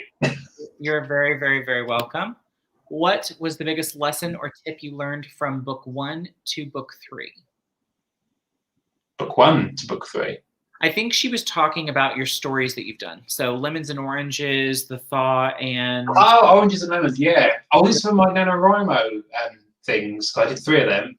Oh, well. The first one, I didn't do any chapters at all. It was just one continuous spiel of text, which was a nightmare. The next one I did slightly better on. And the third one I did even better on in terms of structure. So structure. Good answer. Thank you. Aphrodite Lee, do you outline by scene, chapter, or act? Great question. It's kind of like a bit of all of that, because I do it on a spreadsheet, because of course I do it on the spreadsheet, and I do each scene gets a row, and they get grouped together as in acts and chapters. So I literally take it scene by scene and then organise them. That makes sense. That does. Especially if I'm using a beat sheet or telling what needs to happen when. Yeah. That helps me get it all lined up. Same. And Bethany Vota, what would you do different next time? So that's actually an interesting question. I kind of want to do another story set in a tower block, but without any of the supernatural hijinks. I want it to be totally without that. And I consider my idea for that as the B side to this. Interesting. That makes sense.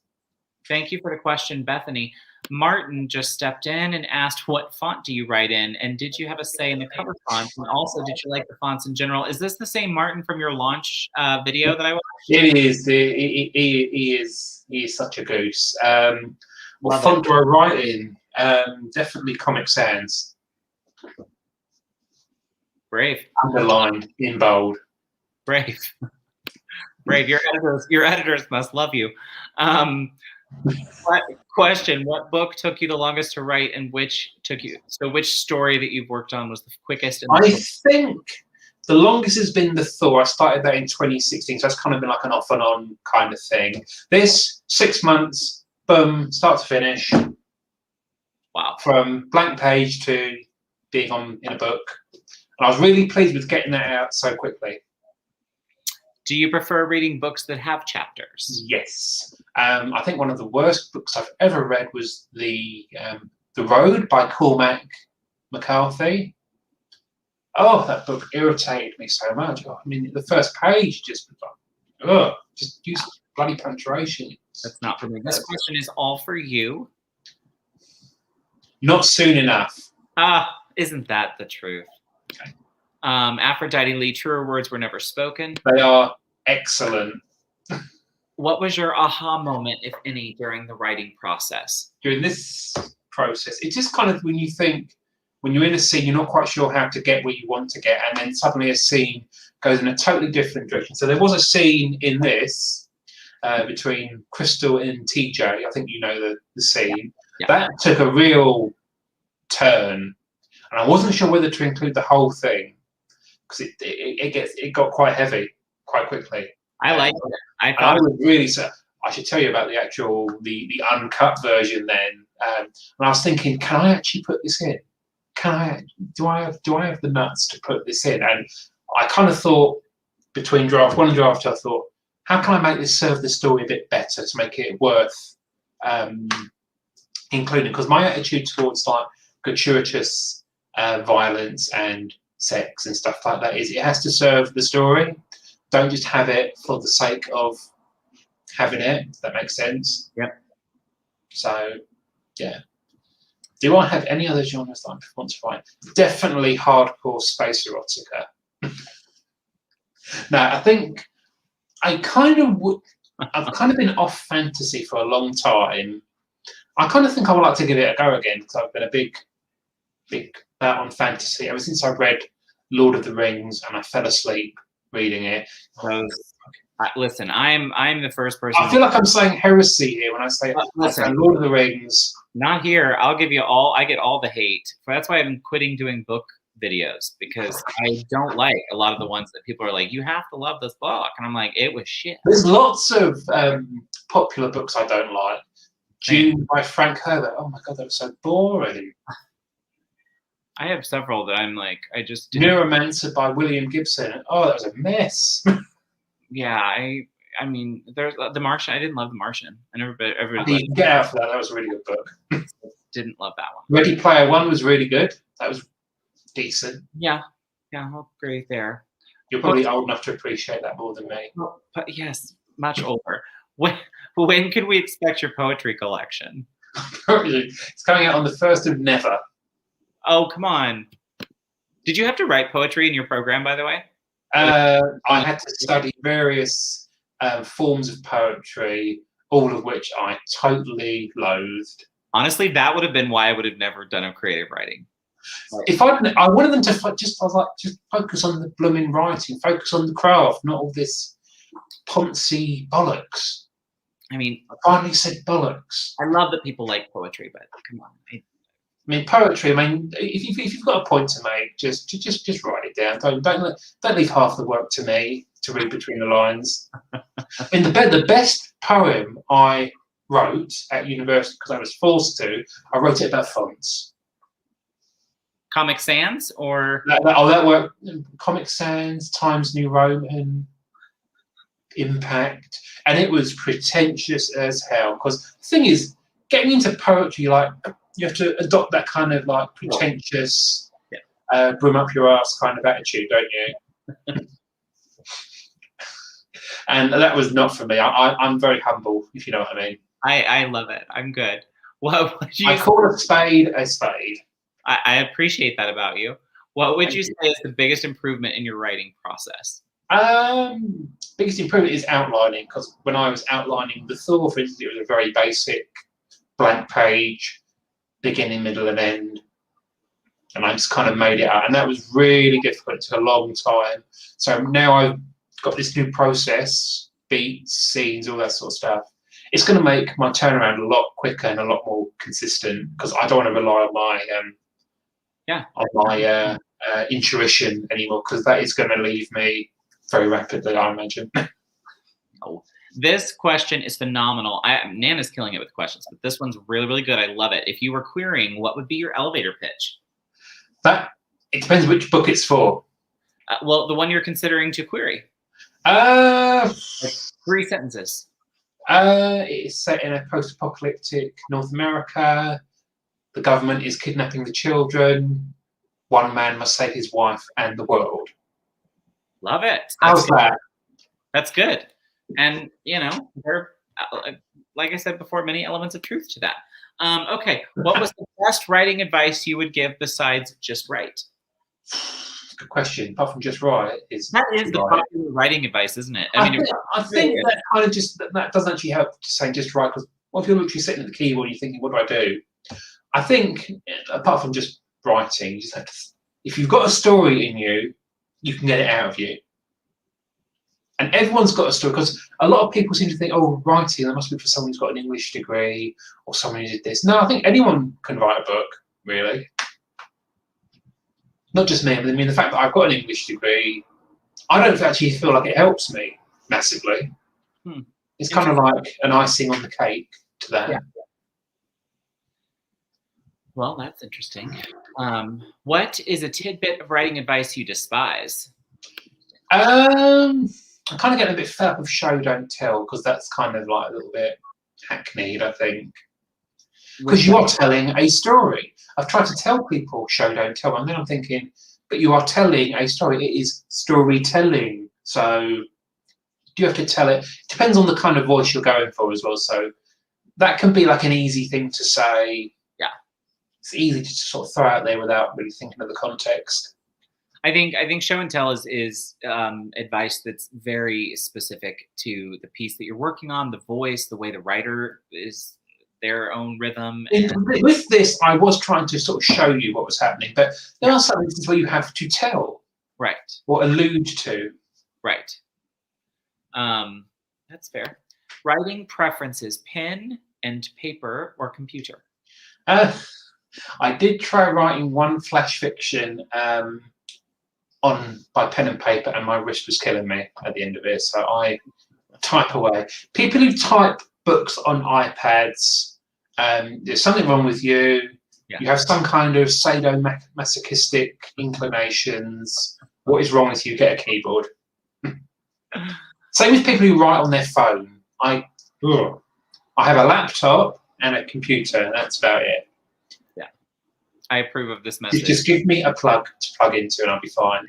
I will do it. I will read your thing. She wants you to, yep, my next story, and I will include words: proper, twat, bollocks, nightmare, and keen. Can I just say it's twat? Twat. Oh. Thank you. Monetized yet, but I would have demonetized myself, I think, if I would have just said that. Sorry, children. Oh, they'll be fine. Yours makes much more sense. Who are the 3 biggest influences on your writing? Oh, easily James Herbert. Yeah. Michael Crichton wrote Jurassic Park, which is on the shelf up there. Yeah. He has such a way of kind of just dragging you in, and that book, especially like Jurassic Park, I could read that over and over again. That's fantastic. And I suppose another, I'm trying to think, who's my third influence.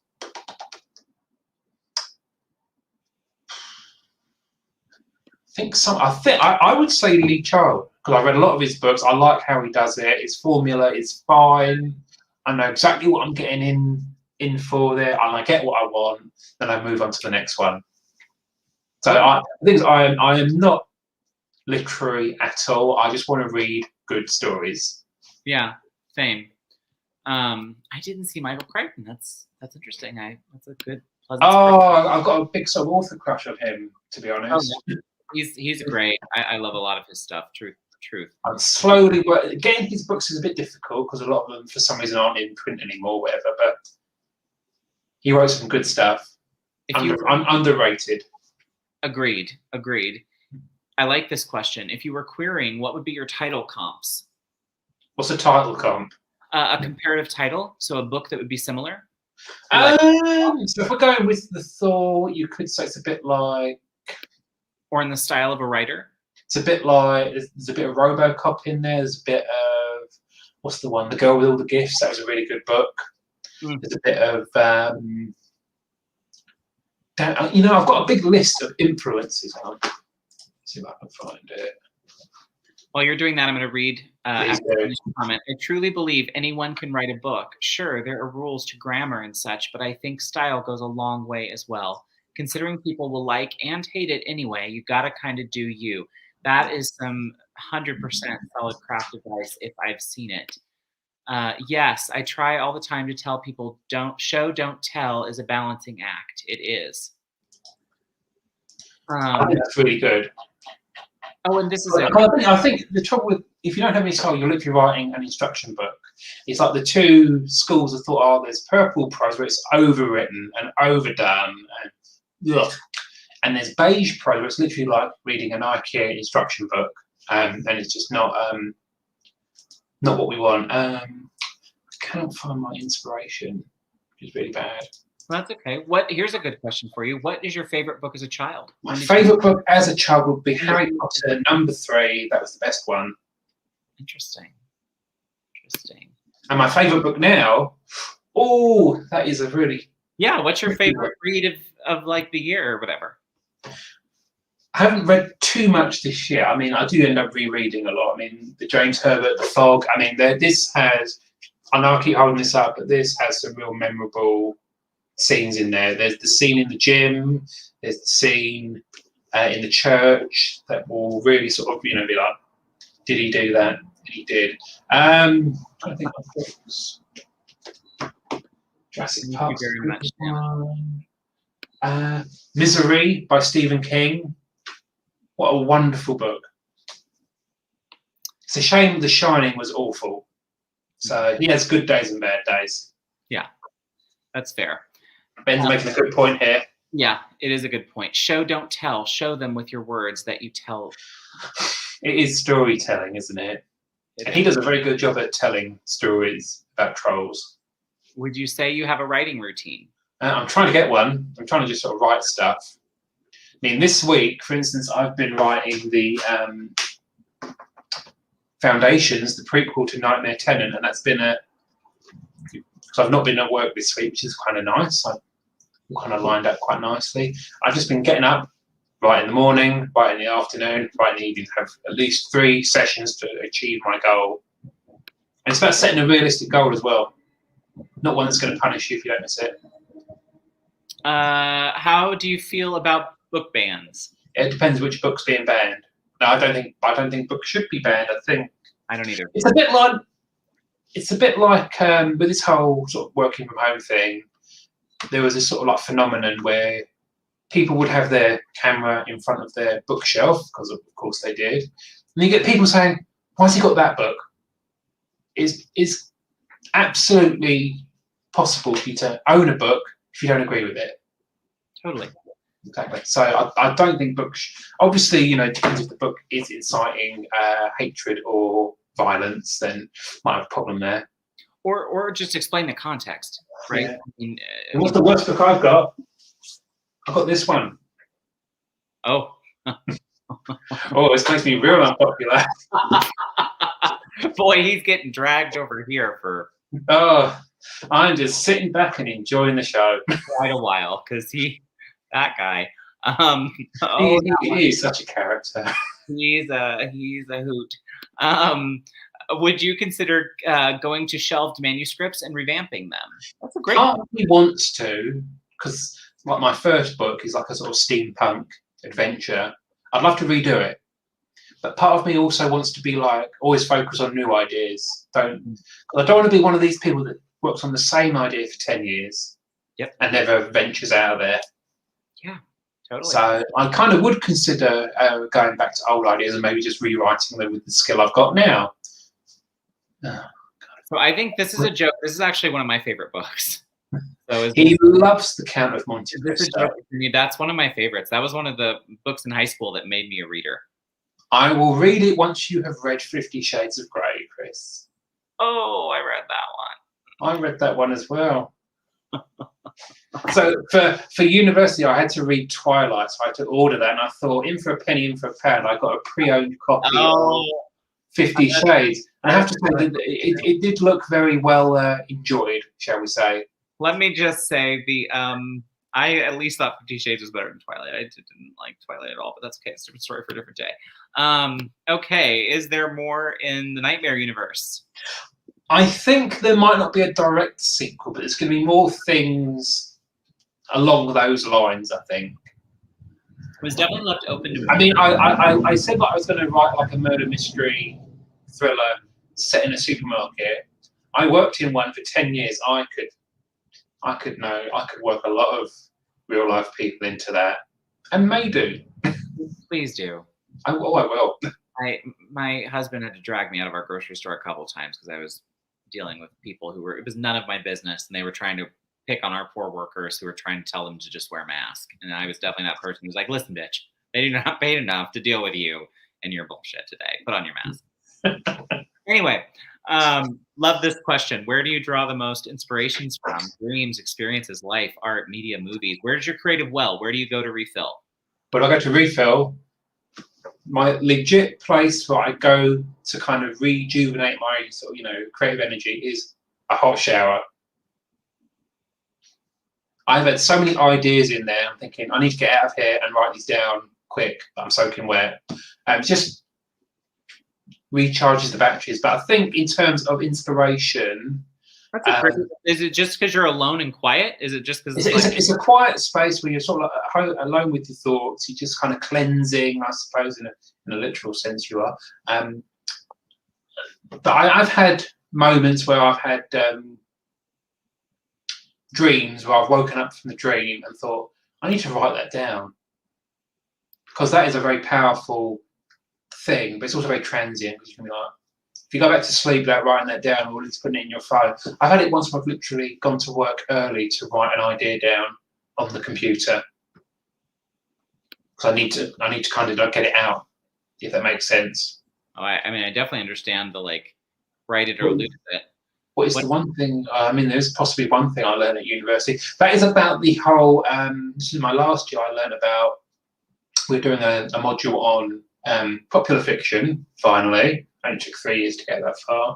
We started talking about for science fiction. We started talking about extrapolating real life things to their obvious, or taking an issue that's present today and spinning it to the extreme. That was a really effective thing. And it's what I do today, to be honest. I mean, Margaret Atwood, right? And Handmaid's Tale, most of her stories, same concept. Taking an idea and just go way far. This is funny. I think it means more to the Brits than to me. There was a great line on "I'm Sorry, I Haven't a Clue" years ago. The definition of countryside killing pure smoking. I don't know why. I just really don't like him. Would you? Let's not explain that joke. Oh, I'm like, I don't get it. Would you ever be interested or open to co-authoring or a book collab? I would be interested to see how that works. Me too. I'm fascinated by the idea of it. I don't know that I could do it next. It depends how it works. I know with the Expanse books, they write a chapter each and then swap them over. That seems like the most logical way of doing it. They take like a POV. They write one of them, because there's two guys that write those books. They take a chapter each and then write it, and then they edit each other's work. I think that seems like a really good way of doing it. Well, and here's my question though. They must have similar like voice, right? Because like, for instance, you write differently than I do. So like if we were to write a chapter a piece, like it would be very interesting to see how that would work. I wonder how they edit it to kind of level out the differences, so to speak. That's what I'm wondering. Like it's gotta be editing. Okay, sorry, I'm gonna keep going. I clicked because the title immediately made me think of Pacific Heights. What time of day, night do you feel the most productive, creative? I have had moments in my past where I've been writing at 3 in the morning, but I'm trying to do more daylight writing. I kind of like to be productive in the morning because then you've done it. I think the trouble is if you leave it all day, you can eventually talk yourself out of it. Agreed. It's them talking about us. God, if I wrote down some of the things I dream about, there'd be some weird shit in my books. Well, we had this conversation last night, I do believe, about space erotica. How's that going? In our Discord channel, which was quite funny. Oh. I need to get in there more. I'm on it. I never see it. I need to move it to my social media so I see it and think of it. Where do you see yourself, best vision in 5 years? What's your immediate and future writer goals? I would like to write one more book this year, possibly publish it. And I would like to, in 5 years, have the Thaw on a bookshelf in a store. I'd like to be signing copies of it. Hopefully before 5 years has gone, obviously, but yeah. Love it. I'd like to get the sequel out as well, because I think that's going to be a great... Because I thought that was going to be one book. I didn't plan on there being a sequel. It's now turned into a series of potentially about 5 or 6 books, which terrifies me. Don't let it terrify you. I'm really worried about writing a sequel. It's going to be like writing fan fiction for my own book. It is a little. But that's okay. Listen, I'm telling you, in the self-pub game, I've been researching for months. I'm getting ready to launch a series that when I finish the query one about building author platform marketing. I'm leaning into my old job for authors and kind of making it relevant. Because I'm terrified of marketing, to be honest. I just think it's a dark art, isn't it? It is and it isn't, right? I think what I think I didn't realize until I sat back and have watched everybody for a year and kind of have watched how this works is now that I'm watching it, I'm saying, okay, there are some things that I know from my past, from SEO and platform building and social media building and all that stuff, growth, that I could teach and could be useful.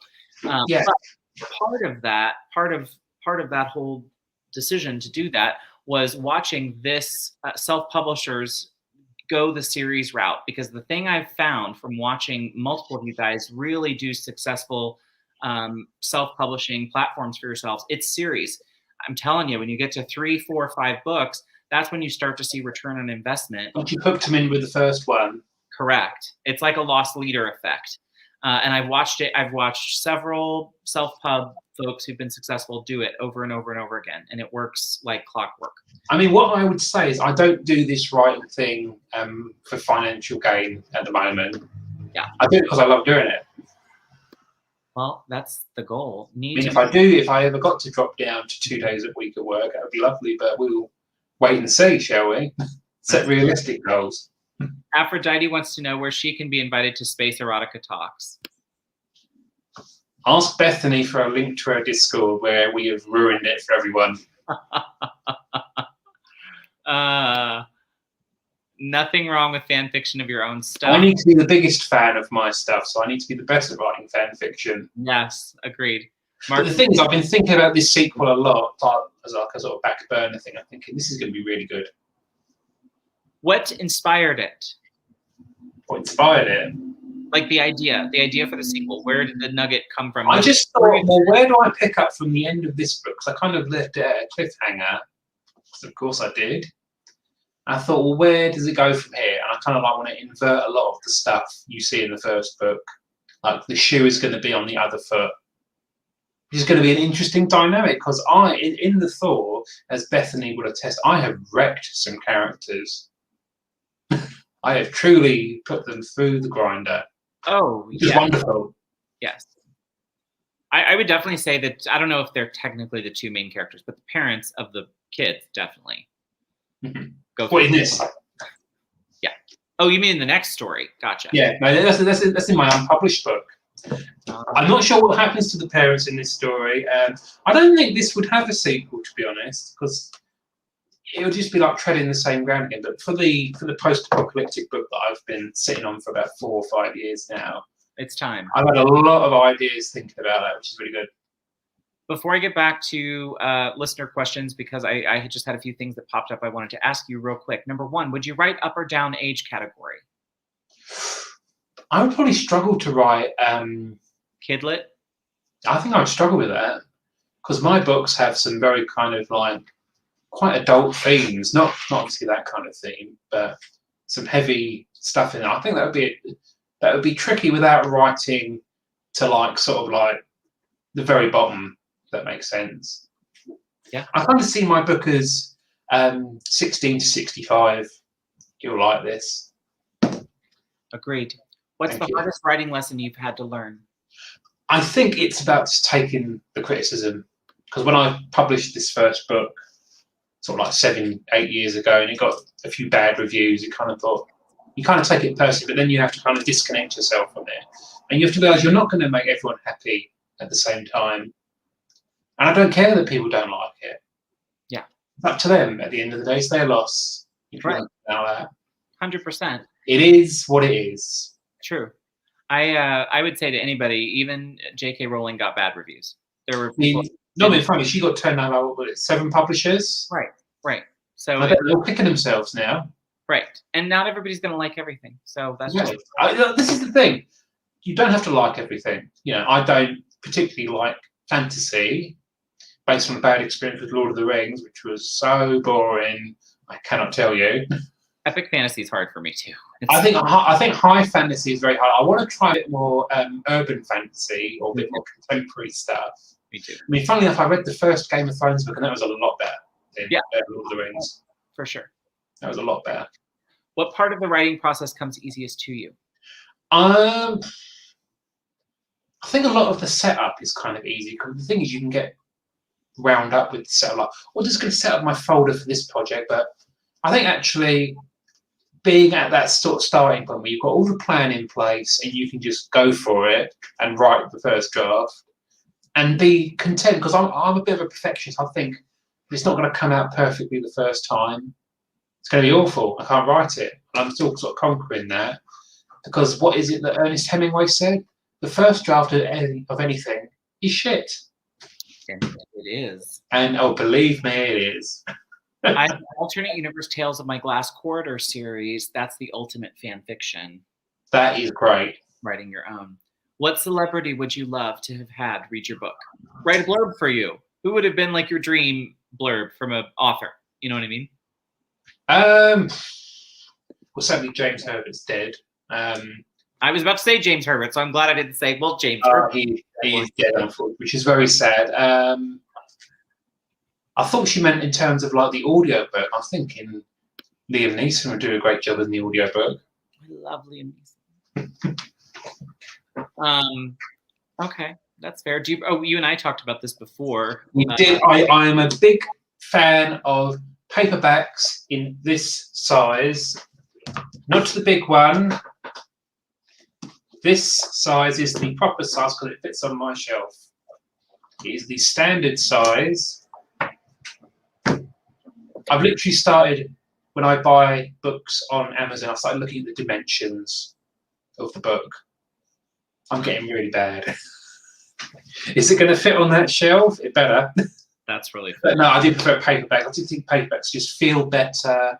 Hardbacks can be a bit bulky. But yeah, no, it's just paperback is the supreme reading experience. Fair. Benjamin says, Lord of the Rings is, in many ways, a really weirdly written book series. I mean, that's a very kind way of saying badly written. So it's really nice. What's the most recent book you've read? I read a book called Sunfall, which is in the other room, so I can't go and get it. It was about, it's like a sort of climate, sort of post-apocalyptic book about what happens if the Earth's magnetic field stops. If you've seen that movie, The Core, from about 2003, yes. I loved that film. Everyone hated it and thought it was terrible. I thought it was great. It was just like that. Yeah, I really enjoyed that film. Didn't get it to do. Yeah, no, I liked The Core too. Lady K asked a question you already answered, so I'm just going to throw it out. I think it's James Herbert. Am I not right? Am I right? I struggle to have one favorite. It's like James Herbert and Michael Crichton, my two go-to guys, and they're both dead. Bethany Botas hitting us with any audiobooks in your future, and if so, possibly. I mean, I don't intend on dying anytime soon, so there's plenty of time for that. But not in the near future, because unfortunately, I think the trouble with audiobooks is I don't listen to audiobooks myself that much, and it's a big investment of time and sort of resources. It's kind of like, am I going to get a return on this? Watching Kent's process taught me. He is kind of got it down for a T. There is so much in it. You know what I'm saying? Like I didn't have a concept until he was kind of telling me about all that goes into it. I'm just like, whoa. It's not just as simple as sit down and read the book. Right. Ben has done a lot of audiobooks and it takes him forever. And his are really high quality. Yeah. His audio readings. Ben says Tolkien has a tendency to rush through some things that would be very interesting or important and then spend ages just on people traveling through the world, not doing much. Exactly. He spends 50 pages talking about a tree. Yep. Then all this has happened. Yeah, there you go. Aphrodite, I also love paper and I like things that are hard. Say a word. With your book collection, do you know which you have had the longest? Oh, that's a good question. Your oldest book. Come on. Doesn't want to carry out. There is the copy. Oh my gosh, yes, you talked about it earlier. Okay, so your grandma was somewhere and bought it for you, right? Yeah, we were on holiday at the south of England, on the coast. We went to a bookshop, couldn't get the first one. This is when the Harry Potter phase really came out. 1998, and I've owned it ever since. I've just done the math that you did earlier. Did you tell me you were 8 when that came out? Yeah. I was born in 1990. Driving you're my sister's age. That is adorable. Okay, let's see. What book do you hate the movie version of, and which, if any, adaptations do you like? So the movie version I liked the. I'm trying to think now, which one's had a good movie? Yeah, we said about Jurassic Park is obviously the very good adaptation. Agreed. Which is the worst one. I mean, there's not been any good adaptations of any of James Herbert's books. You know, they did a The Shining. The Shining was better than the book. Oh, you liked so you liked the movie better than the book. The book I had a real struggle with. Oh, okay. Obviously, another good adaptation would be Misery. I loved that. Yeah, I'm with you on that. That was just that was edgy kind of stuff. That one too. Okay, what book do you have against popular opinion on? Lord of the Rings. Lord of the Rings. Yeah, that was. Didn't like Twilight. Actually, thought 50 Shades of Grey was better than Twilight. Oh, same. Marginally. 100% same. The thing is, 50 Shades of Grey at least had sex in it. Like Twilight didn't have. It got boring in the end. I was like, if I'm gonna read a romance, like at least somebody's. I mean, yeah, I mean there was that to us. I mean, I actually found it kind of boring in the end. It's like, they're going to do it again. Oh, here we go. Beautiful. And do the dance of the seven bells or whatever it's called. Right. Okay, so did I miss anyone's questions? If so, hit me with them again. Otherwise, I am going to move on to the few that I wrote down that I'm now going to ask you. My God. I know, you poor thing. Well, I'll survive this long, I'll be fine. oh, no, you'll be good. Oh, I know. So in real life, what do you do? You said you worked for a long time at a grocer. Where are you work? What do you do when you're not writing? What I do when I'm not writing, I work at an adult education college. I'm an administrator. Cool. How do you like working with, I worked at a university too before COVID. So yeah, how do you like it? I enjoy it. Really good. Yeah, I do too. I like working with kids. It's not with kids, it's with adults. I still call them kids, but because some of them feel like kids. Yeah, they're lovely. It's really nice. Cool. And I never thought I'd be doing it, but you know, life takes us in strange paths, doesn't it? It does. If you were to live somewhere other than London, where would it be? Somewhere other than London. Yeah, I love London, but it's very expensive to live here. Can it be on any continent? Anywhere. You can go anywhere. I would love to live. Well, I'm a bit of a city boy, really. I don't really like the country that much. I'm not one of these that wants to disappear. I think I would live, if I could live in any city. I'd love to live in, now would I like to live in New York? I've heard bad things about that. I'm not sure. I'd give it a go. Okay. It'd be an experience, wouldn't it? Yeah, it would. I will say New York would be about as expensive as London. Yeah, and I mean, I wouldn't be surprised, to be honest. If you weren't going to be a writer, what would be your creative outlet? Sorry? If you weren't a writer, what would be your creative outlet? Well, I can't play music. I can't sing. I can just about draw. I don't know. Writing is my creative outlet. I'm glad to have found it, but I suppose I could take up. I would like to be able to paint. That would be relaxing and very wholesome. I'll tell you who is a good painter. It is Ben. He paints all of his book covers. Does he? Okay, so Ben is a friend of yours. He is. And an associate of mine, shall we say. Also an artist. He does writing. He does his own. He self-publishes everything. He's got a YouTube channel. I would highly recommend it. I'm going to go subscribe today. He does not make short videos, so you can just sit back and enjoy. Love it. Aphrodite says everyone can sing. Yeah, I'm not going to sing because I don't want to ruin everyone's lives. Okay, well. I mean, I have committed murder to various songs in the shower. When those ideas are coming. Yeah. In between the ideas, I decide to wreck something. Where is somewhere that we would love to holiday that you've not been?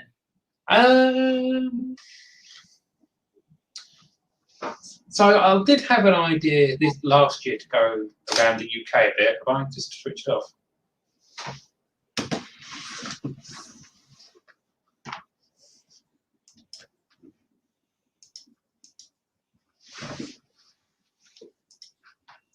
Oh, there you are. My camera ran out of battery. Oh, I'm sorry. That's okay. We're almost done. Right. It did a good job, bless him. It made it. Where are we talking about? We're talking about where I'd like to go on holiday. Anywhere. Well, the thing is, I was thinking of going away to various places in the UK. There's so many lovely corners of this country.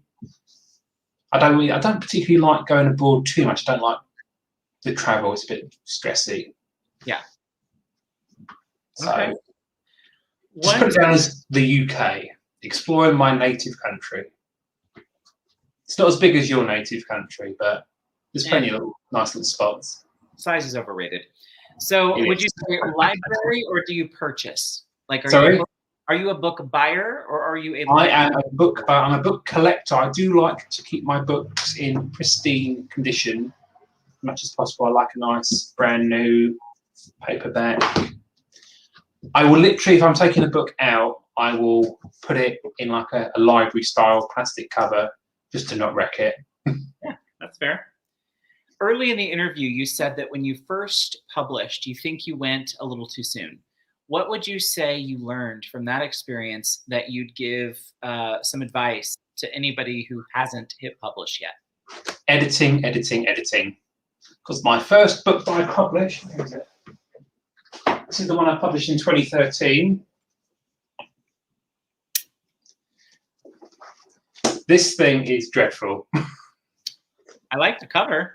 Thank you. It was very simple. I did that. I mean, again, it's the wrong size. It's humongous. Just look at that. But I think the lesson I learned there is edit, edit, edit. Because I thought it was fine, but of course you're kind of invisible to your flaws, as it were. So you need to find a good critique partner, beta readers, or maybe just an editor. So it's the polish is where people are going to pick you up on. Okay. What is one thing you could not do without in your self-publishing business? And it might be the same answer you just gave. In self-publishing, it'd definitely be my beta readers. I've kind of cultivated a nice crowd of them. I had a bit of trouble before where people would say they'd beta read for me and then you never hear from them again. But I've kind of got a nice sort of, you know, sort of stable of beta readers who are very, very dedicated, and I'm happy to help them. That's what I like about this community is it's very, you know, symbiotic relationship, and it's really good. But it's nice to see people are happy to take the time out to read my stuff, so I'm more than happy to repay the favour when I can. Tell us about your cover. I don't think I gave it enough justice when we were talking about it earlier. Yes, yes. Tell me about that cover. What is the origin of that cover? So this was done by a person on Fiverr called German Creative. Her name's Les. I learned of her existence from the lovely Hannah Palmer, whose book number 47 is here, done by the same person. So good, really good. So buy that one as well. Yeah, and I got in touch with her, and I commissioned her to do the cover. And I have to say, I gave her like a rough outline of what I wanted, a very badly done mock-up, which was just like a concept. And when I opened the email with the first version of it, I could just feel my smile was like ear to ear. Oh, it's incredible. And I had the A3 version done of it, which is wonderful. I did like a little giveaway thing, and I gave away signed copies of it. Well, and this was such a perfect image for anybody who reads that prologue. If you look at the back as well, it's got the haunted corridor, the sort of decrepit old corridor. Yeah, no. I wish she did a wonderful, and I have to say, I know we say don't judge a book by its cover, but we all do. Yeah. This is worth paying for. Agreed. And truly, when you read the prologue, this is what will be in your mind. I mean, this is the visual that you'll. Yeah, if this matches up when you read the book, you're thinking of that cover, then I think I've succeeded. You've nailed it. Yes. What has been the hardest part of marketing for you? I think it's just getting out there, really. There's so, because you're thinking, well, if I do this, is this going to be right? So that's kind of why I'm focusing on my newsletter mainly. Smart. So a friend of mine, Gary, he's in the Discord, he did an advert for his newsletter and got 270 signups. That's wonderful. And I think, from what I understand, is the newsletter is one of the most powerful tools you can have as a writer. I kind of thought it's a bit old hat, it's a bit, No, having direct access to someone's inbox. Yep. Being able to, you have to worry about Facebook getting you on the algorithm or Twitter or Instagram, any of that. You can go direct to people. Yep. That's very powerful. So that's why I'm doing this reader magnet at the moment. I just want to get that right. Cool. Advertise that with my newsletter and generate some signups. Definitely sign up for Richard's newsletter. Richard, it's interesting you say that. Have you read the Newsletter Ninja? Sorry? I love that you said that. Have you read the Newsletter Ninja? That's on my list, Barrett. It's a good one. I'm in my series coming up about marketing. I'm going to be talking specifically about the power of a newsletter, and it is basically based on that book. So yeah, I mean, I did take some advice on how to format my newsletter. I mean, you've read my newsletter. I think the format is... Yeah. It's solid. Your newsletter looks great. It's got visuals. It's solid. It looks great. I always try at the bottom of my newsletter to recommend someone else, which I think is a part of that paying it forward thing. Yes, agreed. The other thing Richard does right that I'm going to throw out there as a teaser for my little series that will be helping, several of my friends here, even in the chat, have newsletters that end up in my junk folder. And the reason for that is Richard has his own domain, and his email comes from his own domain, which means that iCloud doesn't recognize it as spam. Anyone who sends their newsletter from a Gmail, just FYI, letting you know, or a Hotmail, it will automatically go into junk in iCloud, Gmail, and Yahoo. just so you know. You have to go through some extra steps. You can I think, yeah, it's a little, I think you only have to set it up once and it does it. Yeah, you can fix it, but it's a thing, it's a barrier you have to get over. So check out Richard's website. It is linked below. It gives some great information about Richard in general, how you can connect with him, his works, where you can find them, and connect with him going forward. So Richard, any idea or loose idea for timing on releases for the year for when we could maybe have you back and plug your next project? I'm hoping to have another book out this year, all things going well, because I think I can do it. Yeah. Reader magnet, hopefully the end of this month. You sign up to my newsletter. Okay. So well, that's my next release-esque. I made on my short list to do a panel on, newsletters and newsletter growth. If I can find a few other people who might want to come on with us and talk about what works and doesn't work. I'm up for that. I'm going to keep you out there. Also, be looking for Richard here on my channel for Critique Group Live next Thursday. His slot is early. I made you second because the person going before you is driving in like 11 miles to town to get internet. So I made her first. Dedication. But then I was like, okay, then I'm doing Richard because it's late his time. So Thursday evening here on this channel, we're doing Critique Group Live. If you want a taste of Richard's work, it will be featured in that group session. I hope you like it. Going back to comments before I dip out on everyone. Let's see where we were. I love hearing about behind the scenes of this whole idea. I do too. If you have 5 beta readers, then be sure to ask 25. That's true. What's the best and worst thing about this community that you've experienced? That's a great question. I don't think I've actually experienced any bad aspects. I mean, there's always some characters that you might not particularly get on with, but I just kind of, that's by the by. But I have to say the sort of community aspect, because considering we've just gone through like a global pandemic, because I had planned last year to join my local writing group, actually in person. And well, that obviously that didn't happen. But then I found the Discord server, and there's so many nice characters on there, and it's just a nice sense of community. And I've obviously got a lot of people in there now who are, Richard loyalists. Yeah. And there's Martin, who is not a loyalist. It's so funny on your live. You two were so funny to watch together. You've got a great. They're all characters, aren't they? Well, there's a podcast there. I'm just telling you. Like, podcast is the way of the future. And you all, if you could just get on there and talk trash about books and people, I would listen. So. I could do both of those things. Don't worry. Well, I want to thank you for joining me, Richard. I am going to... Thank you for having me. No, thank you for coming. I want to have you back. Please, everybody, get in the description below. Be sure to buy Nightmare Tenant. I am going to recommend ebook as well as the paperback because, as it turns out, the royalties are on the other. Do subscribe to his newsletter. It is in the description below. You'll also find website and all of the social media. Please join us on Thursday. Gary Thomas says podcast all the way. Yeah, I'm listening. And yes, any of you want to join us for Critique Group Live this Thursday, I look forward to having you. Thank you all so much for coming. I look forward to being there too. That's right. Richard's going to be our #2 featured guest. Aphrodite will be featured. Navanana will be there. A lot of these folks will be there. So come join us. Stay healthy and well, everyone. And I look forward to seeing you later on this week.